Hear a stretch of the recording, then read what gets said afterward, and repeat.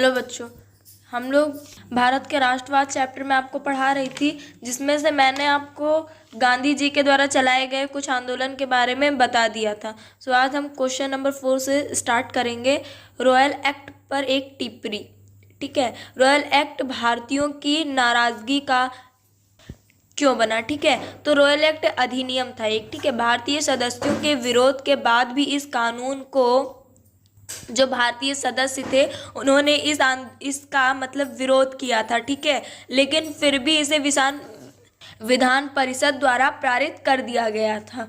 ठीक है, इस कानून के द्वारा सरकार को राजनीतिक घटनाओं को कुचलने और कैदियों को 2 साल तक बिना मुकदमा दायर किए जेल में बंद रखने का अधिकार मिल गया था। ठीक है, ये जो रॉयल एक्ट था, इसके द्वारा किसी को भी बिना किसी मुकदमे के दायर किए बिना भी जेल में 2 साल तक बंद करके रख सकते थे। ठीक है, यही वजह थी कि इस कानून को मतलब इस जो नियम था इसे पारित कर दिया गया था। रॉयल एक्ट का विरोध, ठीक है, इसका विरोध भी किया गया था, इसके लिए सत्याग्रह भी होते। महात्मा गांधी ऐसे न्यायपूर्ण कानून के खिलाफ अन्यायपूर्ण बिना लड़ाई आंदोलन चाहते थे। ठीक है, वो चाहते थे कि बिना लड़ाई के मतलब हिंसा न हो, अहिंसा मतलब पूर्वक ये आंदोलन हो और ये जो कानून बनाया गया है ये हट जाए। ठीक है, इसे हटा दिया जाए, इसको ख़त्म कर दिया जाए। ठीक है, 6 अप्रैल 1919 को हड़ताल शुरू हो गई। ठीक है, 6 अप्रैल 1919 को इन लोगों ने हड़ताल पर, ये लोग बैठ गए, इन्होंने शुरू कर दिया। रॉयल सत्याग्रह की सफलता हेतु उठाए गए कदम, इसकी सफलता के लिए बहुत तरह के कदम उठाए गए थे। विभिन्न शहरों में रैली जुलूस का आयोजन किया गया। ठीक है, विभिन्न शहरों में मतलब हर जगह शहर में रैली निकली, जुलूस का आयोजन किया गया। रेलवे, ठीक है, वर्कशॉप में कामगार थे, ठीक है, काम करते थे, हड़ताल पर चले गए। ठीक है, वो उन्होंने क्या किया, वो हड़ताल पर चले गए काम छोड़कर। दुकानें बंद होने लगी, मतलब दुकान भी नहीं चलने लगी, वो भी बंद कर दी गई। इस घटना क्रम से डरे हुए अंग्रेजों ने आंदोलनकारियों पर दमन शुरू कर दिया। ठीक है, उन्होंने क्या किया, आंदोलन पर बैठे हुए थे, आंदोलन कर रहे थे, तो उन आंदोलनकारियों पर दमन शुरू कर दिया। गांधी जी ने दिल्ली में प्रवेश पर रोक लगा दी। उन्होंने क्या किया कि अब दिल्ली में कोई प्रवेश ही नहीं कर सकता, उन्होंने उस पर भी रोक लगा दी। कानून व्यवस्था को ठीक करने हेतु मार्शल लॉ लगा दिया गया। ठीक है, सो जलियांवाला कांड पर एक संक्षेप टिप्पणी लिखी, ऐसा आपसे क्वेश्चन पेपर में पूछ सकता है।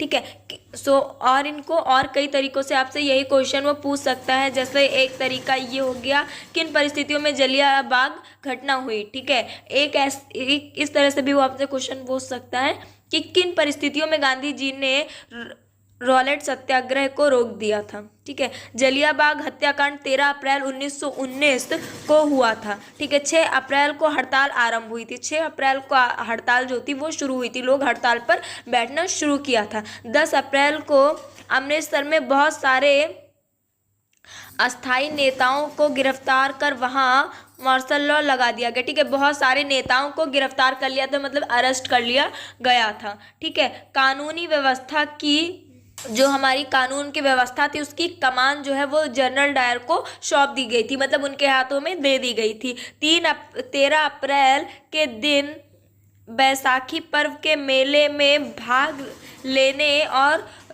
रॉलेट कानून का विरोध करने के लिए बहुत सारे गांव वाले अमृतसर के जलियांवाला बाग में जमा हुए थे। ठीक है, बहुत सारे लोग क्या हुए थे, जलियांवाला वाले में जमा हुए थे, इकट्ठा हुए थे। ठीक है, उन्हें पता नहीं था कि अमृतसर में मार्शल लॉ लगा दिया गया। ठीक है, उन्हें इस बात का पता नहीं था, अंदाजा नहीं था कि अमृतसर में मार्शल लॉ लगा दिया गया है। ठीक है, जनरल डायर अपने सैनिकों सहित वहां पहुंचे। ठीक है, जो जनरल डायर थे अपने सैनिकों सहित अपने सैनिक को लेकर वहां पहुंचे और बाग से बाहर निकलने के सारे रास्ते बंद करवा दिए। ठीक है, और वहां से बाहर निकलने के जितने भी रास्ते थे उन्होंने क्या किए, सारे के सारे रास्ते बंद करवा दिए। उसके सैनिकों ने भीड़ पर अंधाधुंध गोलियां चला दी। ठीक है, मतलब जो उस भीड़ में लोग थे उन पर जनरल डायर ने क्या की, अपने सैनिकों से गोलियां चलवा दी। ठीक है, और अंधाधुंध मतलब मतलब जम के गोलियां चलवा दी। इस घटना में हजारों लोग अपनी जान गंवा बैठे। ठीक है, ये जो उन्होंने गोलियां चलवाई इस चक्कर में या फिर इस वजह से हजारों लोगों की जानें चली गई थी। ठीक है, इतिहास में इसी घटना को जलियांवाला बाग हत्याकांड कहा जाता है। बढ़ती हिंसा और पुलिस के आतंक को देखते हुए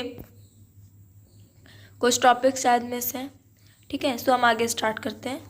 खिलाफत का मुद्दा क्या था? ठीक है, यह राष्ट्रीय आंदोलन का हिस्सा कैसे बना? गांधी जी पूरे भारत में और भी बड़ा आंदोलन करना चाहते थे। मतलब गांधी जी का क्या था, वो बहुत बड़े बड़े आंदोलन गांधी जी ने किए थे, तो वो चाहते थे कि एक बड़ा जन आंदोलन भी वो करना चाहते थे। ठीक है, उनका मानना था कि हिंदू मुस्लिमों को पास लाए बिना ऐसा संभव नहीं है। गांधी जी का ऐसा मानना था कि भारत तब तक आज़ाद नहीं हो सकता है जब तक हिंदू मुस्लिम सारे एक साथ नहीं मिलेंगे। ठीक है, क्योंकि देश में मतलब गुलाम सब करके रखे थे और एक को अगर वो साथ लेना चाहते थे तो दूसरे का साथ छूट जाता था और ऐसे भारत की स्वतंत्रता संभव नहीं थी। ठीक है, तो वो इस वजह से एक जन आंदोलन चाहते थे। ठीक है, कि जिससे हिंदू और मुस्लिम करीब आए।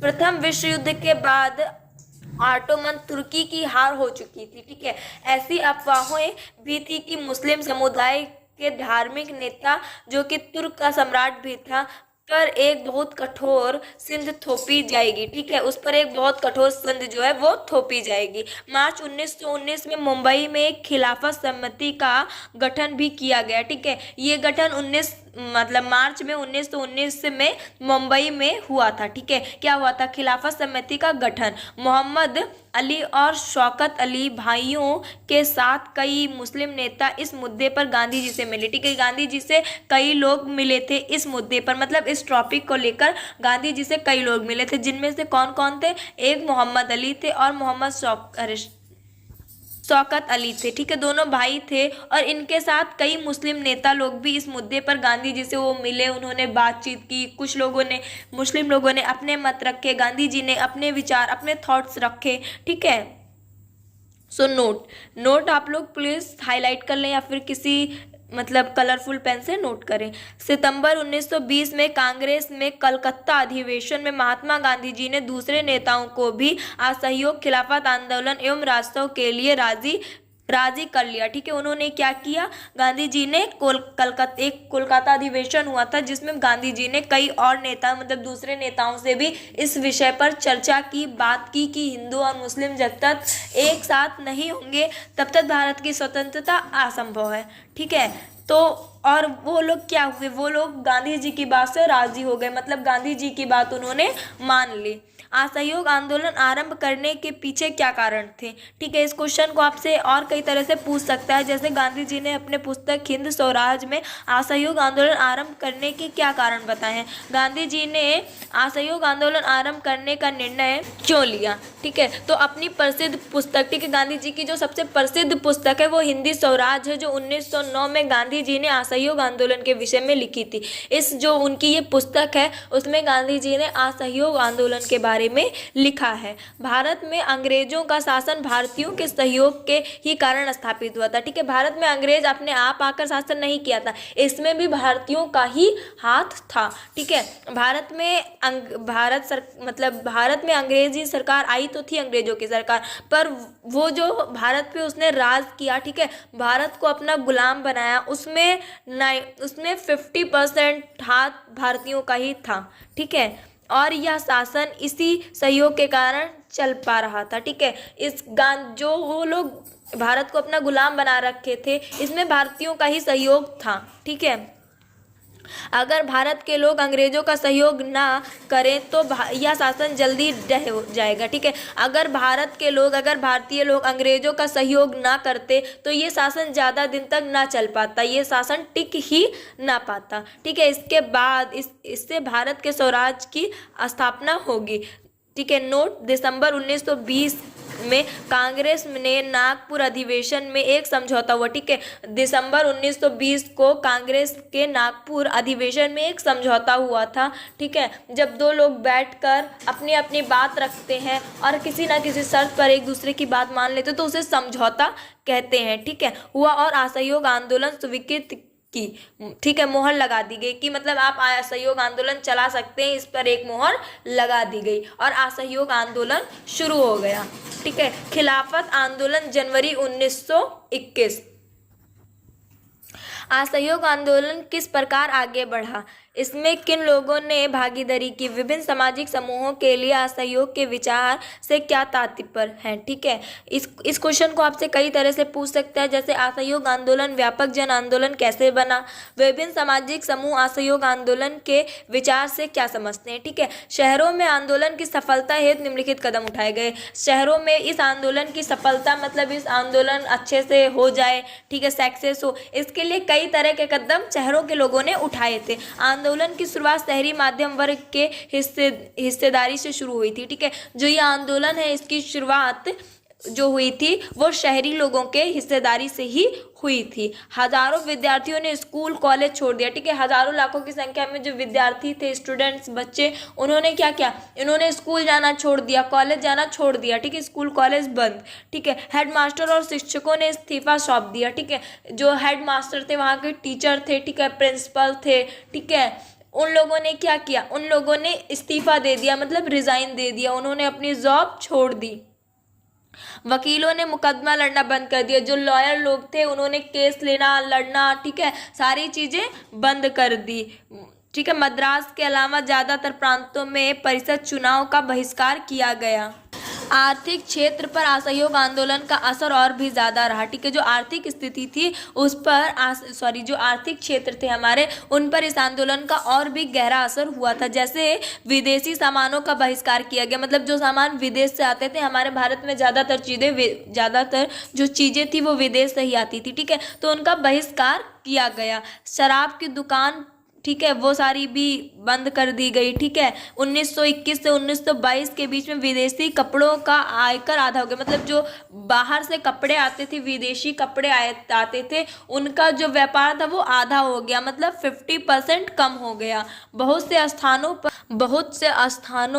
पर व्यापारियों ने विदेशी वस्तुओं का व्यापार करने से मना कर दिया। ठीक है, बहुत से तो ऐसे स्थान थे जहाँ पे लोगों ने विदेशी वस्तुओं का व्यापार करने से ही मना कर दिया। बहिष्कार आंदोलन के कारण लोग विदेशी कपड़े छोड़कर केवल भारतीय कपड़े पहनने लगे। ठीक है, इस कारण जो आंदोलन के कारण जो लोग थे, ठीक है, उन्होंने क्या किया, विदेशी कपड़ा पहनना छोड़ दिया और अपने भारतीय कपड़े वो पहनने लगे। ठीक है, भारतीय कपड़ा मिल और खादी का उत्पादक भी बढ़ने लगा। ठीक है, सो ये सारी चीज़ें थी जो असहयोग आंदोलन से रिलेटेड थी। आज का जो टॉपिक है वो हम यही ख़त्म करते हैं। हमारा नेक्स्ट टॉपिक जो है वो असहयोग आंदोलन शहरों में जल्दी ही धीमा क्यों हो गया, मतलब असहयोग आंदोलन जो था वो शहरों में बहुत जल्दी, मतलब जितनी तेज़ से वहाँ शुरू हुआ था उतनी ही तेज़ से वो वहाँ कम भी होने लगा। ठीक है, सो इनके क्या कारण थे ये मैं आपको नेक्स्ट वीडियो में डीप में बताऊँगी। ठीक है, आज की वीडियो हम यहीं तक रखते हैं। आप यहाँ तक पढ़िए, नोट कीजिए, कुछ ना समझ में आए तो मुझसे कमेंट में पूछिए एंड प्लीज़ मेरे चैनल को लाइक एंड सब्सक्राइब कर दीजिए।